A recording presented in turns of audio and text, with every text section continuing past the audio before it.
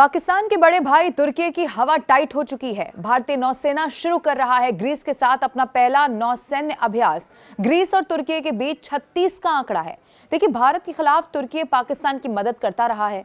अब ग्रीस के साथ अभ्यास भारत के लिए भूमध्य सागर में रणनीतिक पहुंच और तुर्की पाकिस्तान गठजोड़ के खिलाफ मजबूत स्थिति को दर्शाता है।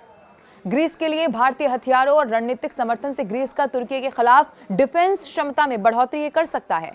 अब पाकिस्तान का ऑल वेदर फ्रेंड चीन और बड़ा भाई तुर्की है, दोनों के बूते ही वो अपनी ताकत को बढ़ा रहा है।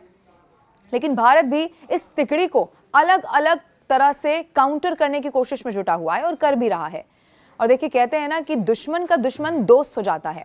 अब उसी तर्ज पर ग्रीस के साथ भारत अपने रिश्तों को मजबूती देने में जुटा हुआ है और इसी का एक नया आगाज होने जा रहा है इसी महीने की 13 तारीख से, जब भारतीय नौसेना का वॉरशिप ग्रीस के साथ सैन्य अभ्यास शुरू कर देगा।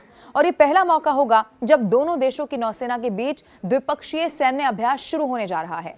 इस एक्सरसाइज में भारतीय नौसेना का वॉरशिप INS त्रिकंद हिस्सा ले रहा है। इससे पहले भी दोनों देशों की नौसेना आपस में मैं आपको बता दूं पासेक्स अभ्यास करती रही है, लेकिन अब द्विपक्षीय सैन्य अभ्यास का दौर शुरू होने जा रहा है और इसको लेकर और जानकारी भी मैं आपको देती हूं। 13 से 18 सितंबर तक चलने वाले इस अभ्यास में दोनों देशों की नौसेना अपनी ताकत और हुनर को एक दूसरे के साथ साझा करने वाली है। फिलहाल मिस्र में चल रही ये जो ब्राइट स्टार सैन्य अभ्यास का ये हिस्सा है और तुर्की के लिए खतरे की घंटी इसे माना जा रहा है। भारत और ग्रीस के बीच सैन्य सहयोग हाल के सालों में अगर आप देखेंगे तो रणनीतिक रूप से बड़ा मजबूत हुआ है, जो कि क्षेत्रीय सुरक्षा चुनौतियों, खास तौर पर तुर्की की नीतियों और पाकिस्तान के साथ उसके जो नापाक गठजोड़ हमेशा से रहा है, इसके खिलाफ फोकस है। दोनों देशों ने रक्षा सहयोग को बढ़ावा देने के लिए कई कदम उठाए हैं। अब ग्रीस में आयोजित इस मल्टीनेशनल एयरफोर्स अभ्यास, जिसे इनियोचोस 25 कहा जा रहा है, उसमें भारत ने शिरकत की थी। इसमें सुखोई Su-30, IL-78 और C-17 एयरक्राफ्ट ने हिस्सा लिया था।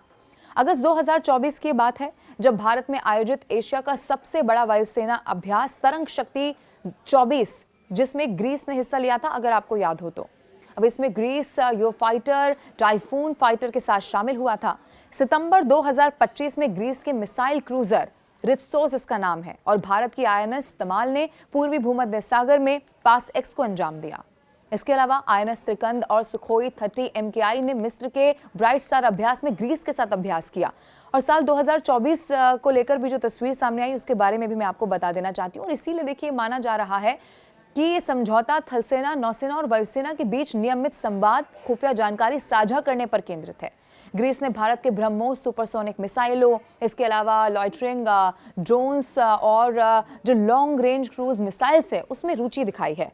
जून 2025 को भारतीय वायुसेना प्रमुख air chief marshal Amarpreet Singh ने ग्रीस का दौरा किया था। अब दिसंबर 2024 में भारतीय सेना के DGMO lieutenant general DS Rana ने ग्रीस का दौरा किया था। ये दौरा आपको इसीलिए समझाना जरूरी है क्योंकि रणनीतिक गठबंधन के तहत ग्रीस भारत को वेस्ट एशिया क्वाड जैसे जो गठबंधन है, उसमें महत्वपूर्ण भागीदार मानता है। तुर्की और ग्रीस के बीच विवाद, तुर्की और ग्रीस के बीच देखिए बड़ा पुराना विवाद भी बताया जाता है, उसके बारे में भी मैं आपको बताती हूँ। दोनों देश नेटो के सदस्य हैं, लेकिन बावजूद इसके कई बार जंग के मुहाने पर आ खड़े हुए हैं। ग्रीस और तुर्की के बीच बताया जाता है कि एशियन सागर में समुद्री सीमाओं को एक्सक्लूसिव इकोनॉमी जोन, जिसे कि EEZ कहा जाता है, इसी को लेकर विवाद है। अब तुर्की का दावा यह है कि ग्रीक द्वीपों को पूर्ण EEZ, जिसके बारे में मैंने आपको बताया, इसका अधिकार नहीं है, जबकि ये जो ग्रीस है वो UNCLOS के तहत अपने द्वीपों के लिए पूर्ण समुद्री क्षेत्र का दावा करता रहा है। हवाई क्षेत्र को लेकर भी विवाद है। ग्रीस दावा करता है कि उसका ये जो एयर स्पेस 10 नॉटिकल मील तक का है, जबकि तुर्की सिर्फ 6 नॉटिकल मील तक ही इसे मानता है। यानी कि कई सारे ऐसे मोर्चे हैं जिन पर ये जो कहीं ना कहीं ठनी रहती है, वो हमेशा दिखाई देती है। माइनिंग के अधिकारों और प्राकृतिक गैस भंडार की खोज को लेकर भी पूर्वी भूमध्य सागर में तनाव है। वो कैसे है?